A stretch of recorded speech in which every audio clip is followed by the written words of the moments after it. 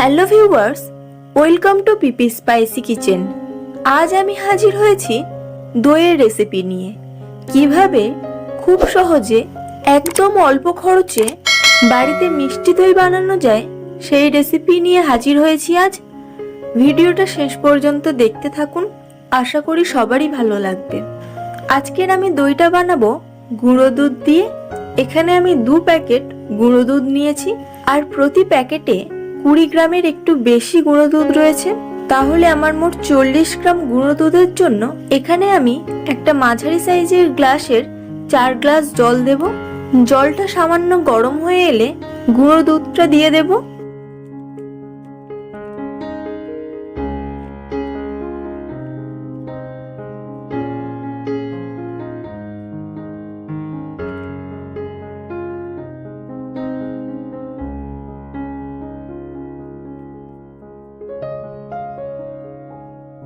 এরপর কিন্তু একটাই কাজ, দুধটাকে অনবরত নাড়তে হবে।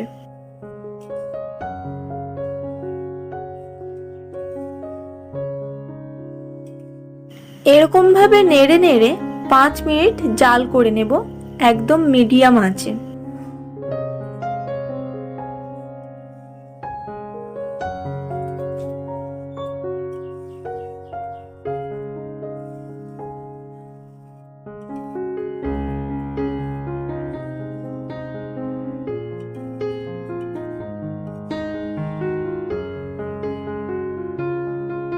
তো দুধটাকে 5 মিনিট জাল করে নেওয়ার পর নামিয়ে নেব। এরপর কড়াইটা পরিষ্কার করে কড়াইয়ের মধ্যে দেব 2 চামচ চিনি। এই চিনি দিয়ে একটা ক্যারামেল তৈরি করে নেব। দইটা কালার করার জন্য এখানে গুঁড়ো ব্যবহার করা যায়। এই 2 চামচ চিনির মধ্যে 1 চামচ জল দেব। এরপর অনবরত চিনিটাকে নাড়াতে হবে।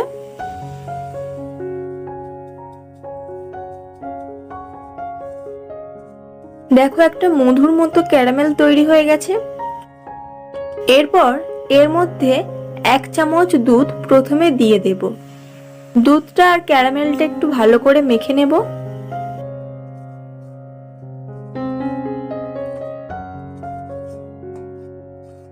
এর মধ্যে এবার বাকি দুধটাও দিয়ে দেব।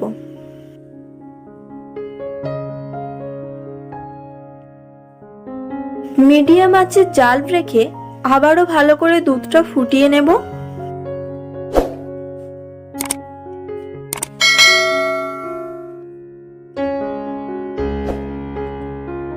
এই দুধের মধ্যে দেব 1 চিমটে এলাচ গুঁড়ো আর দেব 4 চামচ চিনি। এলাচ গুঁড়োটা দেওয়ার কারণ দইয়ে একটা দারুণ সেন্ট আসবে, আর যেহেতু মিষ্টি দই তার জন্য খানিকটা চিনি। তবে মিষ্টিটা যে যেরকম খেতে পছন্দ করে সে সেরকম অনুযায়ী চিনিটা দেবেন।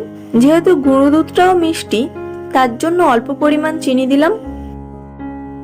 এরকম ভাবে জাল করতে করতে 4 গ্লাস পরিমাণ জল যখন 2 গ্লাস হয়ে যাবে তখন গ্যাসটাকে অফ করে দেব। এই দুধটাকে একটু ঠান্ডা করে নেব।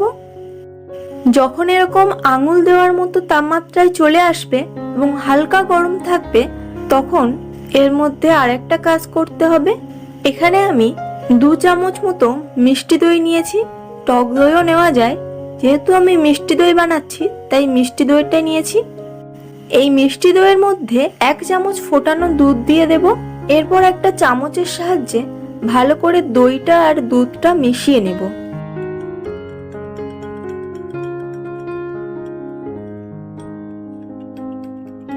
ভালোভাবে মেশানো হয়ে গেলে এটা ওই দুধের মধ্যে দিয়ে দেব।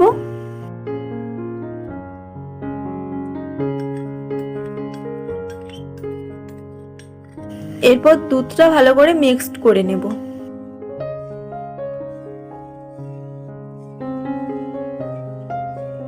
এখানে আমি 2টো ভাঁড় নিয়েছি মাটির, আর মাটির ভাঁড়ে একটু করে দই বীজ লাগিয়ে নিয়েছি।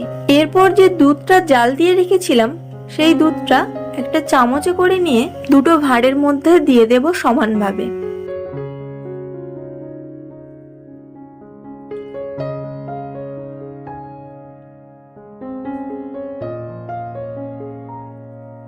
একটা কাগজ নেব, ভাঁড়ের উপর থেকে দিয়ে দেব।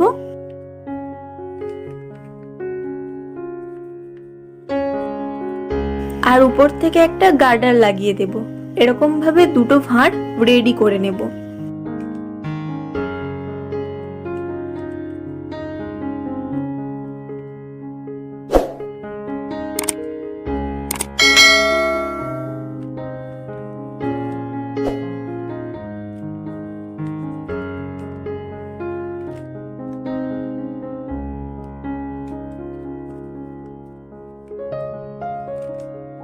এবার এই ভাঁড় দুটোর উপরে একটা মোটা কাপড় চাপিয়ে দেব আর সারা রাত এভাবে রেখে দেব। তো আমি যেদিন করেছি তার পরের দিন এই দইটাকে খুলছি। লাস্ট 1 ঘন্টা আমি একটু ফ্রিজের মধ্যে রেখেছিলাম যাতে দইটা ঠান্ডা থাকে। আর দইটা বসে গেলে তারপর কিন্তু ফ্রিজে রাখবেন ঠান্ডা হওয়ার জন্য। দই না বসা অবস্থায় ফ্রিজে রাখলে দই কিন্তু আর দই জমবে না, আইসক্রিম হয়ে যাবে। তো দইটা দেখো কত সুন্দরভাবে বসেছে।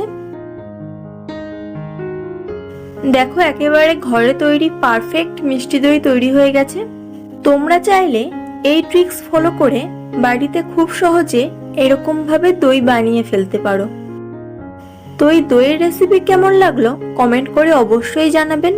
ভালো লাগলে একটা লাইক, আর আমার চ্যানেলে যারা নতুন তাদের কাছে অনুরোধ চ্যানেলটিকে সাবস্ক্রাইব করার। সবাই ভালো থাকবেন। আবার ফিরবো নতুন কোনো রেসিপির ভিডিও নিয়ে।